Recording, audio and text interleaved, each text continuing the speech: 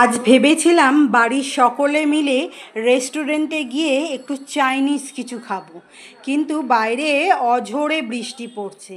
তাই বাড়িতে থাকা কিছু উপকরণ দিয়েই আজকে রেস্টুরেন্টের মতো বানিয়ে ফেললাম পাস্তা। সময়টা খুব কম লাগে আর বাড়ির সকলেই কিন্তু খুব খুশি হয়ে যায়। বাচ্চা থেকে বুড়ো সবাই কিন্তু বেশ আনন্দ করেই খেলো এই পাস্তাটা। প্রথমেই আমি 4টে ডিমকে ভেঙে নেব। 4টে ডিমকে ভেঙে আমি সামান্য একটু নুন দিয়ে ভালো করে ফেটিয়ে নেব ডিমটাকে। তারপরে কড়ার মধ্যে 1 লিটার জল দিয়ে তার মধ্যে সামান্য একটু নুন আর সাদা তেল দিয়ে আমি 500 গ্রামের মতো পাস্তা ভালো করে সেদ্ধ করে নিলাম। বেশ ভালো করে নাড়াচাড়া করে নিয়ে সেদ্ধ করে জল ঝরিয়ে রেখে দেব। এরপর কড়াই সাদা তেল গরম করে নিয়ে যে ডিমটা আমি ফেটিয়ে রেখেছিলাম সেই ডিমটা দিয়ে বেশ নরম করে একটা ভুজিয়া তৈরি করে নেব। বেশি কড়া করে ভাজবো না, বেশ হালকা নরম থাকবে সেই রকমভাবেই ডিমের ভুজিয়াটা আমি তৈরি করে নিচ্ছি। যদি ভালো লাগে তাহলে একটা লাইক আর কমেন্ট করে আমার পাশে থাকবেন। যদি ফেসবুক থেকে দেখেন তাহলে ফলো করে নেবেন, যাতে সর্বপ্রথম আমি আপনার ভালোবাসা পেতে পারি। আর যদি ইউটিউব থেকে দেখেন তাহলে সাবস্ক্রাইব করে নেবেন, যাতে সর্বপ্রথম আমি আপনার কাছে পৌঁছাতে পারি। এরপর কড়াই সাদা তেল খুব ভালো করে গরম করে নিয়ে কিউব করে কেটে রাখা আলু আর কিউব করে কেটে রাখা গাজরকে দিয়ে বেশ ভালো করে নাড়াচাড়া করে নিতে হবে 5 থেকে 7 মিনিট হাই ফ্লেমে ভালো করে 5 থেকে 7 মিনিট নাড়াচাড়া করার পর দেব নুন, দেব আমি হলুদ, আর আমি কিউব করে কেটে রেখে দিয়েছিলাম পেঁয়াজ।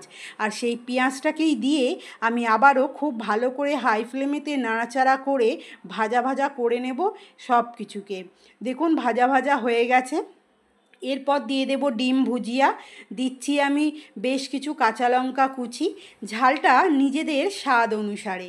কাঁচা লঙ্কা কুচি আর ডিম ভুজিয়া দিয়ে নাড়াচাড়া করে নিয়ে এবার আমি দিয়ে দেব সেদ্ধ করে রাখা পাস্তাটা, যে পাস্তাটা আমি সেদ্ধ করে জল ঝরিয়ে ঠান্ডা করে রেখেছি। সেই পাস্তাটাকে দিয়ে আমি 5 মিনিট খুব ভালো করে নাড়াচাড়া করে নেব। এই সময় আমি লো ফ্লেমে নাড়াচাড়া করে নিয়েছি। এরপর দিচ্ছি গোলমরিচের গুঁড়ো, দিচ্ছি আমি গরম মশলার গুঁড়ো, দেব আমি অরিগ্যানো, এটা যে কোনো স্টেশনারির দোকানেতে 10 টাকার প্যাকেট পাওয়া যায়। দিচ্ছি আমি চিলি ফ্লেক্স, দিচ্ছি আমি ম্যাগি মশলা। যদি ম্যাগি মশলা পছন্দ না করেন তাহলে এখানে পাস্তা মশলাও দেওয়া যায়, সেটাও কিন্তু খুব ভালো লাগে। দিচ্ছি স্বাদ অনুসারে নুন, দেব সামান্য একটুখানি চিনি, দেব আমি ওপর থেকে সোয়া সস আর টমেটো সস। এই সমস্ত কিছু উপকরণকে দিয়ে আমি লো ফ্লেমেতে বেশ ভালো করে নাড়াচাড়া করে আমি সব কিছুকে মিশিয়ে নেব। বেশ ভালো করে লো ফ্লেমে নাড়াচাড়া করতে হবে, হাই ফ্লেমে থাকলে এটা পুড়ে যাওয়ার চান্স থাকবে। তাই লো ফ্লেমেতে সব কিছুকে খুব ভালো করে নাড়াচাড়া করে নিলেই রেডি হয়ে যাবে আজ আমাদের রেস্টুরেন্ট স্টাইলের এগ পাস্তা, ডিম দিয়ে পাস্তা। খেতে কিন্তু বাড়ির সকলেই ছোট বড় খুব পছন্দ করে। তা একবার এইভাবে বানিয়ে নিন, দেখতে কিন্তু খুব সুন্দর হয়েছে আর খেতে তার থেকেও সুন্দর হয়েছে। বেশ সুন্দর একটা গন্ধ ছাড়ছিল যখন আমি পাস্তাটা নাড়াচাড়া করছিলাম। আমার তো দেখেই জিভে জল আসছে, দারুণ স্বাদের হয়েছিল আজকের এই এগ পাস্তাটা।